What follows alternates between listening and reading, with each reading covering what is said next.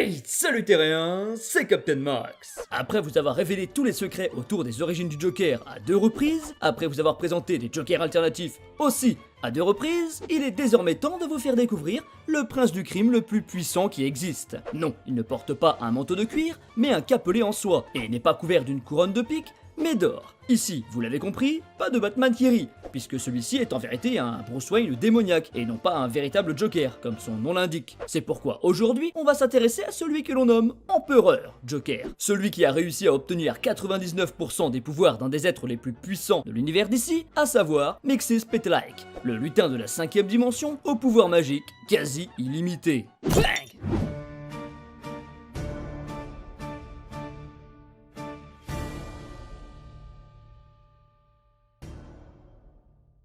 Apparu pour la première fois en septembre 1944 dans le numéro 30 de Superman, Mr. Mxyzptlk, Mix Yes Petal Hike, est un diablotin provenant de la 5ème dimension, tout comme le Batmite de Batman et le Quisp d'Aquaman.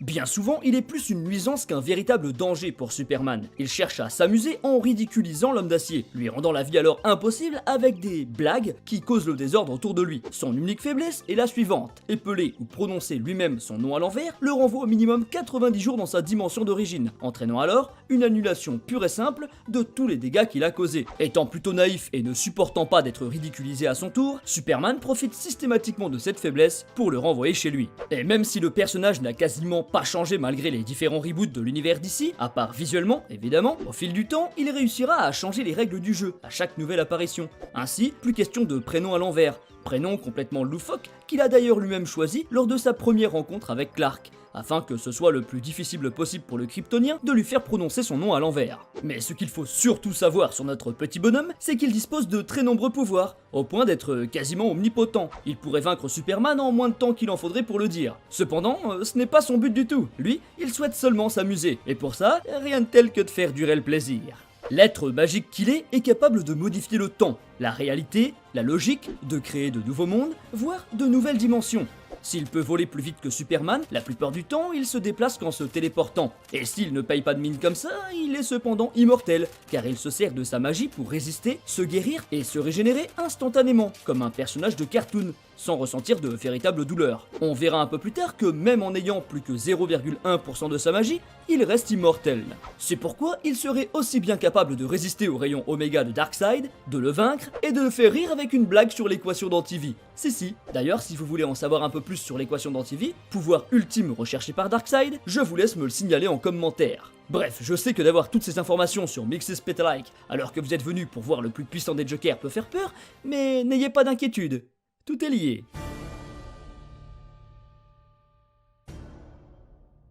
Dans le comics Empereur Joker, alors que notre lutin décide de revenir sur Terre pour embêter Superman une nouvelle fois, mais sans avoir d'idée pour y parvenir, il décide de rendre visite au Joker, puisque celui-ci est réputé pour rendre dingue Batman. Mais alors qu'il s'apprête à donner seulement 1% de ses pouvoirs au prince du crime afin que celui-ci s'occupe d'embêter Superman, ce dernier réussit à se jouer de lui, à lui faire révéler son nom, et obtient ainsi non pas 1%, mais 99,9% de sa magie. Une telle puissance entre ses mains n'augure alors rien de bon, car si le diablotin est conscient qu'il est capable du pire, au fond il ne souhaite que jouer, alors que le Joker quant à lui est complètement fou, sans limite, et ne se soucie pas des dégâts qu'il pourrait causer. Aussitôt un tel pouvoir entre les mains, il s'autoproclame alors Empereur Joker, et décide de changer sa tenue habituelle par celle d'un roi. J'aimerais vous décortiquer un peu son nouveau costume, car rien n'est là par hasard, mais j'y connais pas grand chose en fringues. Ou alors... Attendez, j'ai une petite idée. Bonjour, excusez-moi de vous déranger, mais est-ce qu'il y a moyen d'avoir votre avis sur le tout nouveau look du Joker, celui de l'Empereur Joker? Ça rentre dans la case plutôt du bizarre, du limite fashion faux pas. Non, en fait, laissez tomber, c'était une très mauvaise idée. Quoique, attendez. Elle par contre, elle devrait bien nous aider. Hey, merci Captain Max. Et ouais, pourquoi le Joker Empereur, il est habillé comme ça? Le Joker, dans cette tenue, il affiche clairement qui est le boss. Son design de base avec ses cheveux verts et la couleur violette de ses vêtements, qui sont si caractéristiques la couleur de base du Joker, ils ont été mêlés à un style de vêtements d'inspiration noblesse de la Renaissance. Il a tous les attributs historiques des rois, qu'on appelle des regalia. Et ces regalia, ils étaient surtout portés pour des sacres ou des portraits officiels. On retrouve le manteau d'hermine, dont chaque petit point noir correspond à une hermine, donc super cher et chaud à produire parce qu'il y avait plein de points noirs sur son manteau. Et on n'oublie pas la petite couronne et le sceptre avec la tête d'Harley Quinn, sa reine, qu'il tient dans la paume de sa main, un peu à l'image de leur relation. Le sceptre version Joker quoi. La forme des manches de son manteau était hyper populaire à la Renaissance, parce que les crevés, donc les fentes là qu'on voit, elles montraient le tissu qu'il y avait en dessous. Donc tu étalais ta richesse en montrant les étoffes précieuses qu'il y a sous ton manteau. D'ailleurs, la couleur pourpre de son manteau, c'est déjà une couleur qui était associée aux rois et aux empereurs, parce que c'était une teinte rare et chère à produire. Elle vient d'un petit escargot de mer de la région de Tyr en Méditerranée, et il en fallait 10 000 pour produire 1 gramme de teinture. En vrai, cette tenue, je trouve qu'elle y va hyper bien. Je suis super fan. Je trouve que c'est vraiment un empereur qui a du style. J'espère que ça a pu t'aider ces petites explications. Eh bien, merci à toi Eva, n'hésitez surtout pas à faire un tour sur sa chaîne, son Twitter ou son TikTok pour en savoir plus sur les tenues des personnages de la pop culture. Et en plus de ce petit épisode réalisé à l'occasion de ma vidéo sur l'Empereur Joker, François et Eva ont réalisé une vidéo sur les costumes des films Batman. Alors, raison de plus pour y jeter un œil. Bon, revenons à notre comics. Après avoir remodelé le monde et la réalité à sa sauce, avec une terre carrée, des continents formant son visage et l'inversion du bien et du mal, l'Empereur va s'occuper dans un premier temps de Batman, en l'enfermant dans une boucle où ce dernier meurt et est ressuscité chaque soir, de manière à ce qu'il devienne aussi fou que sa némésis. Ensuite, il décide de s'amuser avec le héros le plus puissant de la planète, en l'enfermant lui aussi dans une boucle dans laquelle il va s'enfuir de l'asile d'Arkham, puis s'y faire de nouveau enfermer par la Ligue d'anarchie du Joker, avec Bizarro comme chef d'équipe. Alors que plus personne ne peut s'opposer à lui et sa toute-puissance incommensurable, l'empereur du crime fait régner la terreur sur le monde. Par exemple, il va s'attaquer au pays avec le plus de population dans le monde, la Chine, et détruire tous ses habitants, mais aussi il va tuer Mix et Spetlight en boucle, en l'écrasant avec un train avant que celui-ci ne réussisse à prévenir Superman de tout ce qui se passe, mais aussi pour lui rendre ses souvenirs. Mais alors que sa majesté pense avoir le contrôle absolu, un élément va briser le cycle, lorsque Steel frappe Bizarro et que ce dernier s'écrase sur des immeubles, qui s'écrasent à leur tour sur le train qui devait percuter Mexi. D'ailleurs, on peut remarquer qu'au début, le lutin de la 5ème dimension, il prend l'apparence qu'il avait à sa création en 1944. À ce moment-là, c'est un petit bonhomme rondouillard chauve, avec un petit costume violet et un nœud papillon vert. Mais ensuite, il va reprendre sa forme plus récente, avec une sorte de tenue super-héroïque jaune et violette, avec une coupe de cheveux extravagante et une silhouette qui est beaucoup plus fine.